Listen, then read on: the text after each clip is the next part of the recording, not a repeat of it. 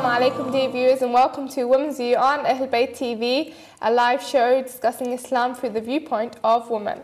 Now today's topic is a very interesting one, and I know I say this every show, but today is really an interesting one. And when we posted the topic, we got many of your comments, and people agreed, disagreed, people had different viewpoints on the topic itself. So inshallah today we'll be discussing women going into ambitious careers. Does Islam prevent women from going into ambitious careers or certain careers? As we all know that education is always advice in Islam for both men and women. But sometimes when a woman wants to go into a certain topic or a certain career path, sometimes people do prevent them from going into that certain career path. Now today's guest is training to be a mechanic engineer, which is very ambitious and something we don't usually come across quite often. So inshallah today we'll be having an interesting discussion on women going into ambitious career paths, and inshallah giving the Islamic viewpoint of it as well. Just before we start our live show today, I would just like to tell you that this is a live call-in show. So if you would like to call in with your views or opinions or any questions you may have, then the number is on the screen for both UK and the US. So you can give us a call and express your opinions, your views, or any questions you may have. You can also email us at womensview@ahlulbayt.tv. That's womensview@ahlulbayt.tv. Inshallah, I'll try to get through as much emails as possible and read them throughout today's show, and inshallah comment on them as well. If we get any comments during today's show, those comments will be shown at the bottom of the screen, so you can check them out, view comments from viewers from around the world. So let's start our topic today. I'm your host Zahra Al-Alawi, and today with me is Fatima AlKhuzaei. Assalamu alaikum. Alaikum assalam. Great to have you on the show, and it's very an interesting topic. And as I was telling you before we started, that we did get a lot of comments posted on Facebook. I'm not sure if you read them yourself, but many people had different opinions about the topic itself. Before we begin, what career path did you choose, and what made you go into that career path? I chose mechanical engineering, and what made me go into this path was that I'm really good at mathematics. I love mathematics, enjoy doing it, and I'm really into problem solving and stuff. So problem solving is what I like to do. So then You went into that career path. When I see you, you seem very delicate and the sort of girly type. But when I think of mechanic engineering, I think of I don't know, men going into mechanic engineering. The ratio of men and women in your course, is it equal, men and women, or is there more men than women? No, mostly men. We have in my class, for example, we have 3 girls, me and two other. So it's I don't think girls are really into going into that path. They're just I think that's a man thing. I'm not doing it. I'm afraid I don't get a job because men are better in that place. So yeah. So what does mechanic engineering involve? I'm just so interested in this. I know how we got emails from viewers saying women into mechanic engineering. What does it consist of? What do you study? What do you do? What do you train to do? Well, basically, it's all involved. It involves thermodynamics and these stuff, how things work, basically. Structural analysis, for example, if you have a bridge and stuff, you need to know how much stress in each point of the bridge, and would it take that amount. It also involves material science and these stuff. So it's all about how things work. Would these things take the job they're giving to? So, just one question, do you learn how to fix engines of cars or stuff like that? Not really, but we're going to design a car actually really? Next year, starting next year. So it's designing cars, making them work, checking if there's something wrong, but theoretically, not actually going in as a technician, yeah. Okay, sounds great.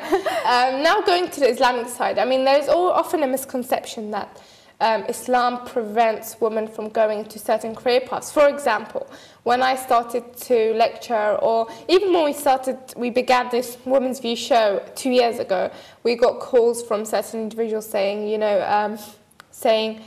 how can women speak? How can women go in public and speak about Islam? It's not a job for a woman, it's a job for a man. How can... many people had expressed these views saying, lecturing or doing this kind of job is not for women. Women shouldn't come on screen. There is that ideology which is still present.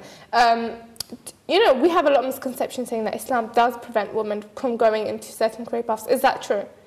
Well, basically, Islam tells a woman, expects a woman, a Muslim woman, to like keep her hijab and chastity, and then if the career she's going to does not conflict with these Islamic teachings, then it's fine. I mean, if it doesn't conflict with these, then Islam does not prevent a woman from going into doing her scientific role, her cultural role. She can do it as long as it doesn't conflict with Islamic teachings.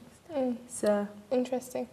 Now going to examples of career paths from the Ahlulbayt. I mean, going to the religious part, because you know, often when we do go into certain career paths, for example, I don't know, I've previously met a female athlete. Now, I'm not saying I completely agree with women going into athletics, but you know, for example, mechanic engineering, lecturing, doing live shows on TV. I mean, you know, often people, when they try to prove that, they say, well, what is the Islamic proof saying that you can do this? I mean, do you have examples of the lives of the Ahlulbayt, the women of the Ahlulbayt, or women in Islam, which prove that women can go into certain career paths? Yeah, for example, let's start with Khadija bint Khuwaylid, which is the mother of Fatima Zahra alayhi salam. She's the first wife of the Prophet. The Prophet did not marry any other woman while he was married to her, like respecting her. She had the most money in Quraysh, so she was she had very big business. People of Mecca used to take her money and go trading with it. So she was really big at those days. So basically, she was good at trading and stuff, and that's a career, and that she represents like Muslims, right? And she is actually one of the 4 women that in the four best women in paradise. So that's one thing. Another thing is Fatima Zahra alayhi salam, when she went in her political stand, khutbah for her, she wanted her fadak back, which is her land. So she spoke in public about politics. So that's another thing. So we can see that Islam does not prevent a woman in going through life and doing her role. Definitely. Yeah. Let me read some comments that we had on Facebook, because it really connects with what we're discussing now. For example, someone's called Kambar Ali comments on Facebook. He says, Honourable Lady Khadija is a business and career role model for good females. I think that men who try to stop pious believing women from ambitious goals need to deal with their own jealousy issues. Now, I don't want to comment on the jealousy issue, I'm not sure about that, but mentioning Lady Khadija as a role model. But then people agreed with him, people disagreed. But then after someone else said, I believe Brother Naveen Hussein, if they don't mind me reading out their names, said, I would prefer a woman that is educated to raise my children, inshallah. To me, education doesn't mean secular education, it means education in deen, which is real education. But he says, but then he mentions, I think I've missed one of his comments, which was he says that basically he says that women should stay at home to nurture their kids.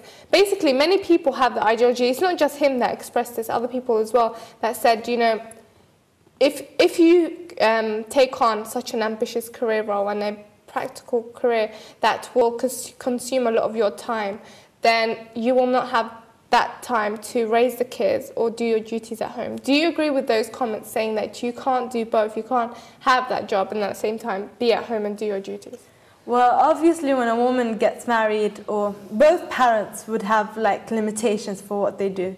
So looking at how much kids a woman these days would bring and how many years the kid would actually stay at home for like the mornings and stuff, you could see that a woman would like raise a kid for like, let's say 5 years, and then he'll go to let's say kindergarten, nursery, whatever, and will stay away from home a lot, and she has lots of time.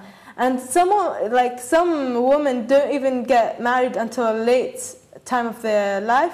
So if we put half of the, let's say, society at home, claiming that they will one day bring children and raise their children, we'd see that it's not ideal. It would be better to for the development of the society that the woman would work, and some women are really good at what they do.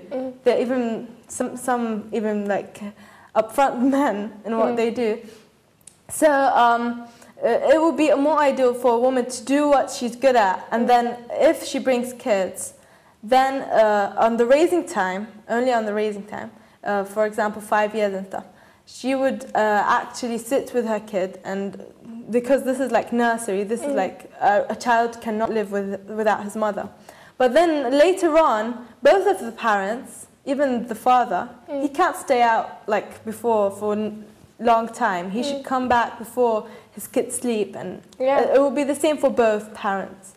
So I think it's a sharing role. Raising kids is a sharing role, unless it's the first few years of a kid's life. So it wouldn't take the whole woman's career life. It would only take, let's say, if she brings 5 children, raises them 3 years, like 15 years. But still, a woman can do her role in both her career and both her home. No, I definitely agree with you, because many people do come up with that notion saying you can't do both. But for example, I'm a wife, I'm a housewife, and I do have duties at home: cooking, cleaning, taking care of the house, and the usual duties of a housewife. But at the same time, I do have this ambition to propagate the Islam through the media, through other mediums as well, for example, lecturing. And for example, when people say you can't balance both, then I'm thinking, well, I'm doing this at the moment and I can. And the reason why I'm saying I can is because, like you said, we have role models like Fatima Zahra alayhi salam, and Sayyidah Zainab alayhi salam, Khadija alayhi salam. Fatima Zahra alayhi salam had kids. She was a housewife. She was a wonderful housewife, as we see in hadith. But at the same time, she used to teach women.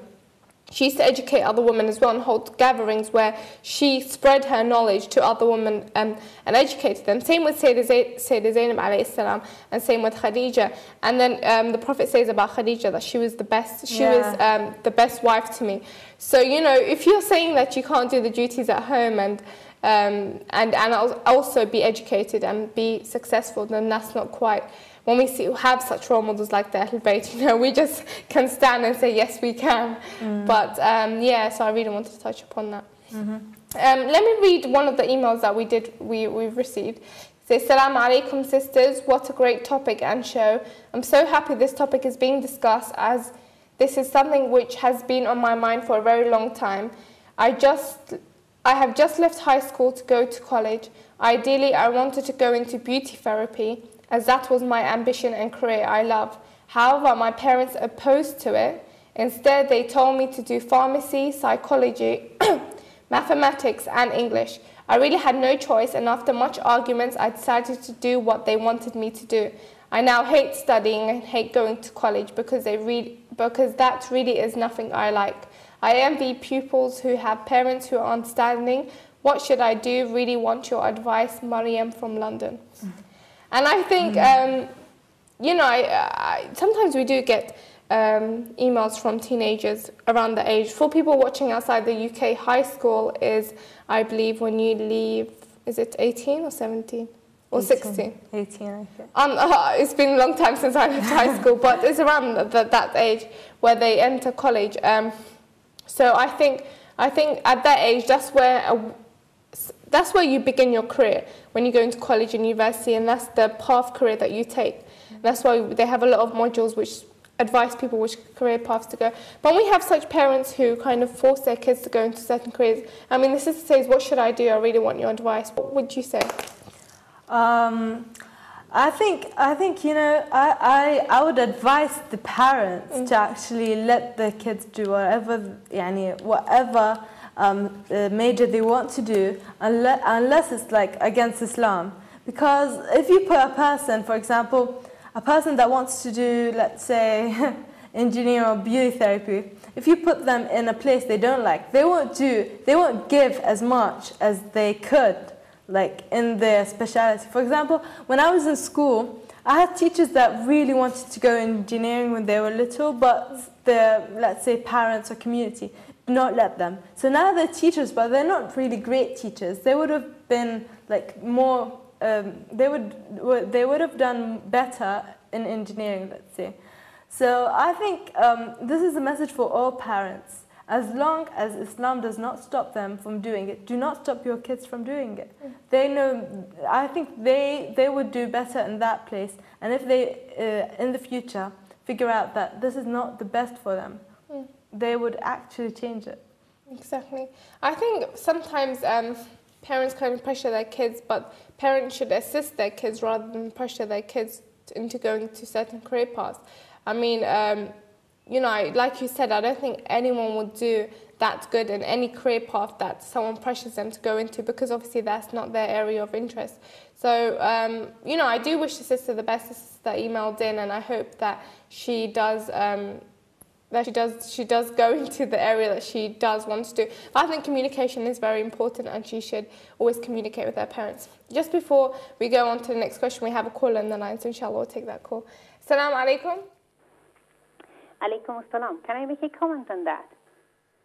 Pardon? Can I make a comment on your show? Yeah, sure, go ahead.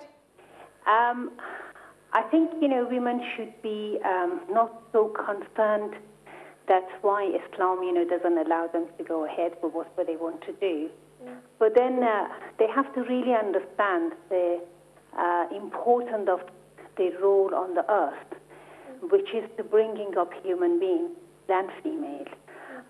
Their career is one part of the human's life, and women, but the bring up human being as a female or male, it's the women's job, because they in tune with it, because they bring them up in their womb and then down into the earth, and they feed them, they are with them.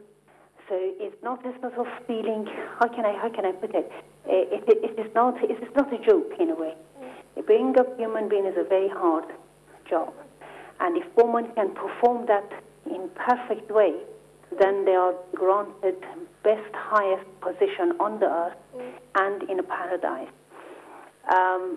So thinking of career is not essential things for women.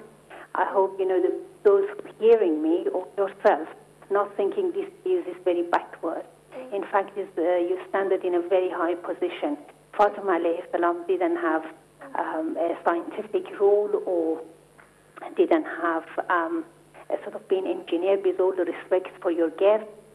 But at the same time, you could see, you know, her children were Shabab al-Jannah. They were the great role for the mankind. Can I just ask you a few questions, if you don't mind? First of all, you said about the upbringing of children. That's the most important role, and we have seen that echoed in narrations. But we also have narrations which say that a woman is the source of education for her children in the first years of their lives and even later on. So there's this thing which Islam, we have narrations which say that education is wajib upon an individual. So where we're talking about studying and just choosing a career path, I know education is not just the secular education which we achieve in colleges or schools, but in certain areas around the world, some families do prevent their women from going into education, whether it's Islamic education or secular education. Would you agree with that? As we have a hadith which says that education is wajib upon an individual. What would you say regarding that? I have no problem with women to be educated. I have no problem with that. You can be educated from the morning to the evening. I have got 7 kids, and I'm a presenter, and I run my own company. And I brought them up alone. And my daughter is doing PhD. My other daughter is psychiatrist. My son is become an engineer, computer engineer. The other one is journalist. The other one is civil engineer. My other son is in Cambridge. I'm not sort of against the education. Education is supposed to be out there in university. You can educate yourself inside, within the home, from the morning to evening. And if a woman is educated, certainly can bring up better human beings and present them into the society. No problem. But then why is it that women sort of these days are so emphasizing to go out and work? Why can't they just relax? Bring up human beings is just his whole life that you have it. And if you truly love Allah and believe in Him, and your husband trusts you and respects you, so let it be. It's not necessary for women to go out, and there is no. It's not going to harm the society. Trust me. For years and centuries, men will look after women. And we're just thinking, we are in a top edge, technology proved. But no, it's not like that. The Qawm, Thamud and Ad had the higher technology. But look what happened. They all went down the drain and they've been destroyed. Definitely. I definitely agree with you that gaining education is important, and we shouldn't always focus about seeking education outside the home. I totally agree with you on that aspect. And, believe me, I am a traditional woman, and although I may seem a bit, ambitious on television, I am one of the traditional women that believes staying at home and raising kids is one of the most important roles. But we're talking about many people prevent women from seeking education, and that's where the problem lies. I mean, in that case where families do prevent their women from seeking education, would you agree with that? Yes, they should not prevent women for education. I mean, let me point out on something. Women used to be an scholar. So in the up to 7th century or to 8th century of Islam, they wrote books, they interpret Quran. Some of them even got killed. One of the lady who was age of 20 wrote 25 books in her age on 7th century, but they got destroyed. No, the education, it should be there, and I not disagree with that, but prioritize what you have to be on the earth. That's all I want to try to say. All the best for your show, and thank you for presenting that. Thank you very much for calling in. Thank you very much, sister. I agree with the sister to a certain extent, although I probably seemed like I was opposing some of the comments she made. I do actually agree with the sister, because I've said this in previous shows that there is no job for a woman like raising the children, and especially when those children become believing women. I'll let you comment on it and then I'll come back. Do you have anything to say? Yes, I think raising children is important. Obviously, if a woman does not raise the children, the next generation will be lost. There's no point of her being like.